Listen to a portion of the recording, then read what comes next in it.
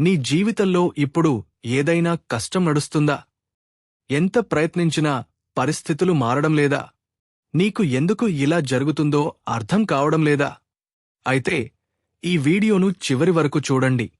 ఎందుకంటే వేల సంవత్సరాల క్రితమే శ్రీకృష్ణుడు మనిషి జీవితంలో వచ్చే కష్టాల గురించి చెప్పాడు. ఆయన చెప్పిన 5 మాటలు కష్టాలను వెంటనే మాయం చేయకపోయినా వాటిని ఎదుర్కొనే మనసును మాత్రం మార్చగలవు. నంబర్ 5. నీ పని చేయి, ఫలితం గురించి భయపడకు. మనలో చాలామంది చేసే పని కంటే దాని ఫలితం గురించి ఎక్కువగా ఆలోచిస్తాం. నేను గెలుస్తానా? నాకు మంచి ఉద్యోగం వస్తుందా? నా ప్రయత్నం ఫలిస్తుందా? ఇతరులు నన్ను ఏమనుకుంటారు? ఇలా ఆలోచిస్తూ మన చేతిలో ఉన్న పనినే మర్చిపోతాం. భగవద్గీతలో శ్రీకృష్ణుడు అర్జునుడికి కర్మపై నీకు హక్కు ఉంది, ఫలితంపై కాదు అనే భావాన్ని బోధిస్తాడు. అంటే నీ పని నువ్వు నిజాయితీగా చేయి, ఫలితం ఎప్పుడు వస్తుందో అనే భయంతో నీ ప్రయత్నాన్ని ఆపకు. ఈరోజు నీ చేతిలో ఉన్నది నీ ప్రయత్నం. రేపటి ఫలితం నీ చేతిలో పూర్తిగా ఉండకపోవచ్చు. నంబర్ 4. సుఖం, దుఃఖం రెండూ శాశ్వతం కావు. ఈరోజు చాలా సంతోషంగా ఉన్నావా? గుర్తుంచుకో, ఆ సంతోషం కూడా మారుతుంది. ఇప్పుడు చాలా బాధలో ఉన్నావా? ఇది కూడా శాశ్వతం కాదు. భగవద్గీతలో శ్రీకృష్ణుడు సుఖదుఖాలను వచ్చివెళ్లే అనుభవాలుగా చూడాలని బోధిస్తాడు. అందుకే కష్టం వచ్చినప్పుడు నా జీవితం ఇంతే అని అనుకోకు. ఇది కూడా ఒక దశ. వర్షం ఎప్పటికీ ఉండదు, అలాగే కష్టం కూడా ఎప్పటికీ ఉండదు. నంబర్ 3. నీ మనసే నీ మిత్రుడు, నీ మనసే నీ శత్రువు. ఇది చాలా పవర్ఫుల్ మైన మాట. ఒకే పరిస్థితిలో ఇద్దరు వ్యక్తులు ఉంటారు. ఒకరు నేను చేయలేను అంటారు, మరొకరు కష్టం ఉంది కానీ నేను ప్రయత్నిస్తాను అంటారు.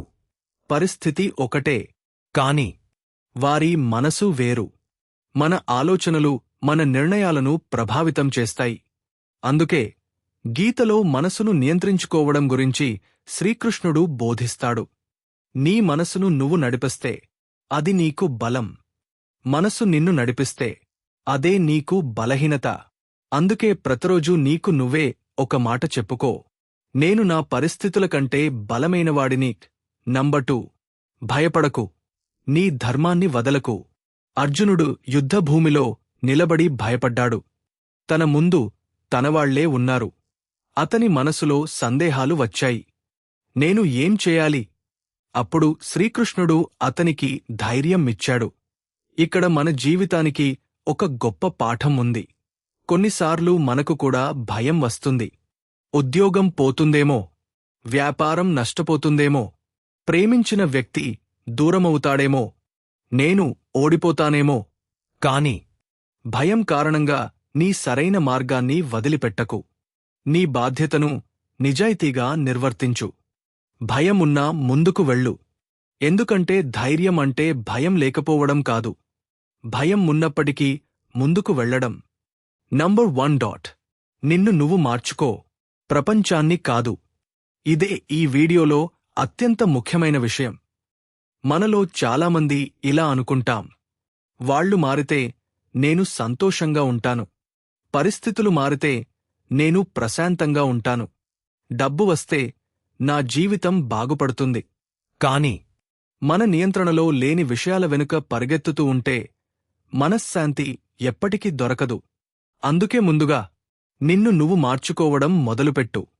నీ ఆలోచనలను మార్చు, నీ అలవాట్లను మార్చు, నీ ప్రయత్నాన్ని మార్చు, నీ దృక్పథాన్ని మార్చు.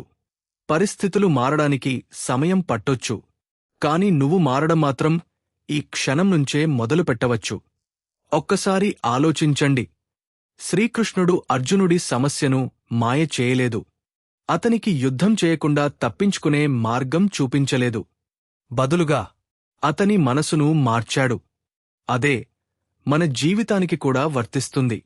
కష్టాలు రావచ్చు, మనుషులు దూరం కావచ్చు, ఓటములు రావచ్చు, కాని నీ మనసులో ధైర్యం ఉన్నంతవరకు నీ కథ ఇంకా ముగియలేదు. ఈరోజు నువ్వు ఎంత కష్టంలో ఉన్నా ఒక్కసారి నీకు నువ్వే చెప్పుకో, ఇది కూడా దాటిపోతుంది. శ్రీకృష్ణుడిపై నమ్మకముంచు. నీ కర్తవ్యాన్ని చేయి. నీ ప్రయత్నాన్ని ఆపకు. ఈ వీడియో నీకు ఒక చిన్న ధైర్యాన్ని ఇచ్చిందనిపిస్తే, ఇలాంటి పురాణ కథలు, జీవితానికి ఉపయోగపడే శ్రీకృష్ణుడి బోధనలు మరిన్ని తెలుసుకోవడానికి మా ఛానల్ను సబ్స్క్రైబ్ చేయండి. ఈ వీడియో అవసరమైన ఒక వ్యక్తికి తప్పకుండా షేర్ చేయండి.